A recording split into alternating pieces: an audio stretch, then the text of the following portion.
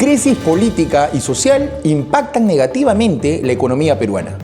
Bienvenidos, soy Washington López, economista y especialista en los mercados financieros. Y esto es Gestión y Bolsa.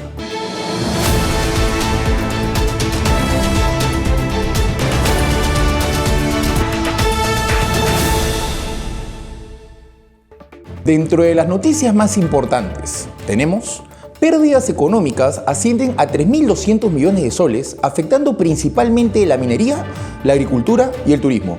El estado de emergencia en 7 regiones del país alejan las inversiones hacia el Perú. 4 regiones entrarán en recesión de continuar las protestas de manera indefinida. El sector de microfinanzas también se ha visto impactado, ya que los proyectos han disminuido y los créditos son cada vez más caros. La inflación es el sustento por el cual el Banco Central ha elevado su tasa de referencia hasta 7.75. La elevación de la tasa se traslada a las tasas hipotecarias y de crédito, los cuales han encarecido. El tipo de cambio no se ha depreciado por la crisis social ni la pérdida económica en base a la suba de los commodities, principalmente el oro y el cobre. Las encuestas nos comunican de que las empresas en definitiva han perdido fuertemente las ventas por la crisis social y las protestas. El comportamiento de la bolsa peruana respecto a enero ha sido positivo. El EPU ha generado un rendimiento de 7%, alcanzando la zona de $31 a fines de enero. Respecto al tipo de cambio, la variación es mínima de 0.39%, alcanzando máximos de 3.82. Las protestas iniciadas en diciembre del año pasado con la destitución de Pedro Castillo y la toma del poder de Boluarte han ocasionado serios daños a la economía peruana con los bloqueos a las carreteras, intento en tomas de aeropuertos y manifestaciones poco pacíficas en las principales plazas del país. Aquí enumeramos el costo que está representando para las pérdidas económicas. Se estiman 3.200 millones de dólares en 7 días, con mayor impacto en el sector agrícola y turismo y la minería. El sector agrícola viene perdiendo 468 millones de soles, 45% del sector. La industria ha perdido 325 millones de soles, 15% del sector. El alojamiento y restaurantes genera una pérdida de 100 millones de soles, siendo el 21% del sector, transporte 170 millones, minería 609 millones, el comercio 304, la construcción 327 y otros 900 millones de soles. Esto en definitiva genera no solamente una desaceleración de la economía, sino bajan fuertemente las perspectivas y las proyecciones del crecimiento del Producto Bruto Interno Económico del país.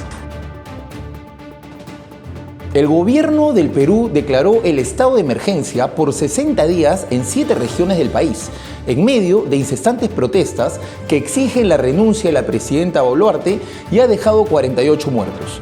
Los departamentos donde se impone la medida son el Amazónico, Cusco, Puno, Apurímac, Arequipa, entre otros, todos en la región sureste del país.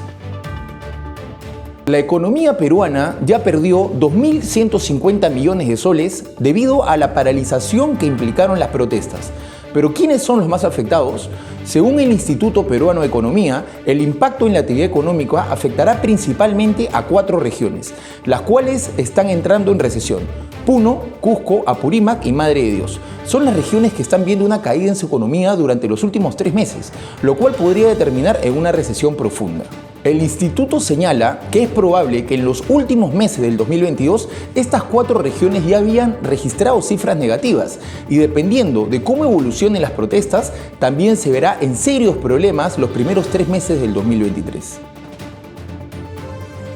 Los créditos del sistema financiero en las zonas de bloqueo de vías y protestas violentas cayeron en 1.000 millones de soles en diciembre del año pasado, unos 250 millones de dólares en cartera de créditos del sistema financiero en las zonas más convulsionadas como Apurímac, Arequipa, Cusco, Ica, Madre de Dios, Tacna, entre otras. Las zonas más afectadas fueron Puno, donde los créditos cayeron 331 millones de soles, y Cercado de Lima con 225 millones.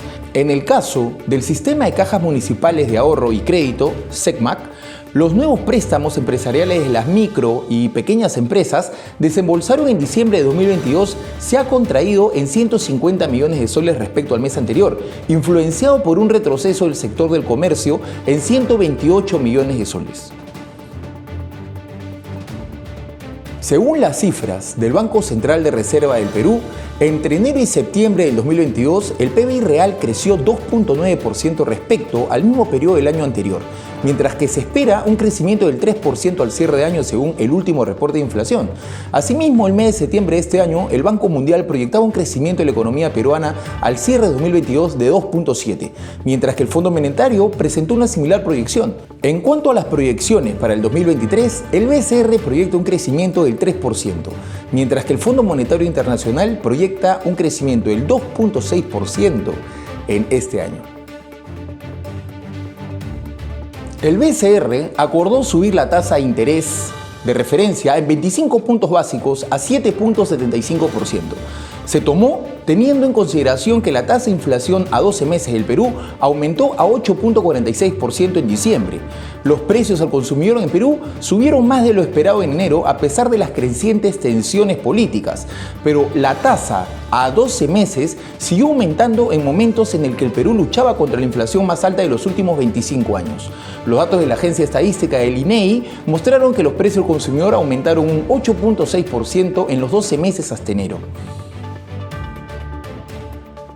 La tasa de interés promedio de las tarjetas de crédito pasó del 49.75% en agosto del 2021 a 59% el 2 de febrero de este año. Es decir, subió casi 10 puntos porcentuales desde que el Banco Central de Reserva elevó la tasa de referencia. Es importante mencionar de que Saga Falabella tiene la tarjeta más cara con 82%. Similar incremento se observa en las tasas de los créditos de consumo, que luego de ubicarse en 39%, ahora está en 49%, informa la SBS. La tasa de crédito hipotecaria está superando el 9.9% anual en promedio en los bancos y hace año y medio estaba en menos del 6%. Estamos hablando de un crecimiento más del 50% de las tasas de interés. El 2022 llegó a su fin. Tras muchos meses de intensa turbulencia y volatilidad en el tipo de cambio, el mínimo generó fue 3.6 y el máximo 4.011, un recorrido del 10%.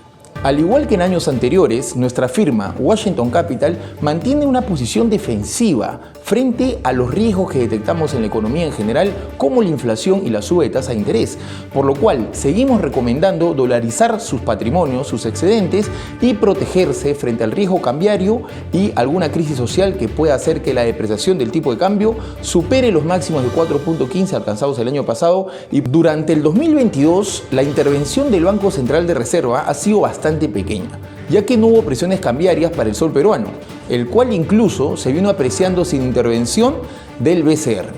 El tipo de cambio se impulsó por el buen informe de empleo publicado el viernes de Estados Unidos, elevando la probabilidad de que la Reserva Federal mantenga durante más tiempo sus subidas de tasas de interés para combatir la inflación. En el largo plazo, la recesión americana podría aumentar el riesgo país de sus socios comerciales, incluyendo Perú, y la salida de inversiones presionarán a un tipo de cambio más alto.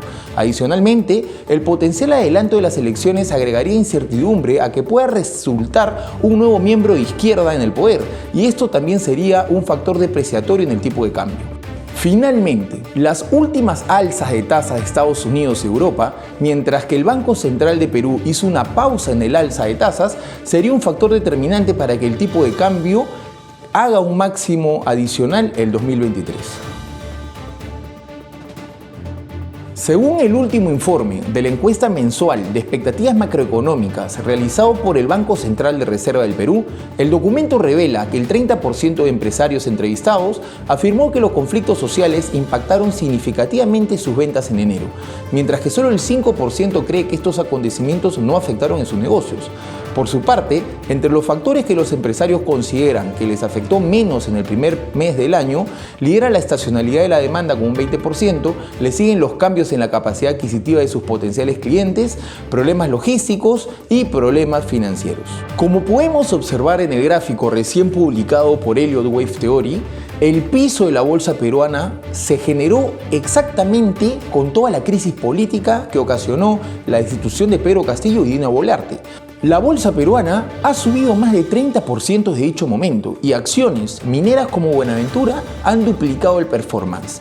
Por lo cual, nuestra tesis, la cual siempre mencionamos en los diversos videos de gestión y bolsa, respecto a que una crisis en general, sea social o política, es una oportunidad de compra, la Bolsa de Valores nuevamente confirma nuestra visión y perspectivas de cómo debe usted operar, ya que siempre, bajo una crisis, siempre tenemos una oportunidad. Hicimos un webinar con la Bolsa de Valores de Lima recomendando justamente la compra de estas principales acciones. La tesis, en definitiva, es que actualmente puedes comprar estas empresas que han dado este 130% de retorno. Buenaventura nos encanta en los precios actuales, nosotros siempre hemos sido pro mineras. Luz del Sur, en definitiva, 20 años de suba a la acción. Y Alicor fueron las favoritas y las que mejor rindieron en el gobierno. Credicorp creemos que es una oportunidad de compra también claramente. En el caso de Volcán es otra de nuestras favoritas. En definitiva, el rally que hizo Volcán este año, y Casagrande está 23% abajo de sus máximos, por lo cual es una buena oportunidad de compra. Síguenos y déjanos tu comentario en las redes sociales, nuestro canal de Telegram y nuestro blog de gestión. Espero que este video sea de gran ayuda para la toma de decisiones en sus inversiones. Soy Washington López y esto fue Gestión y Bolsa.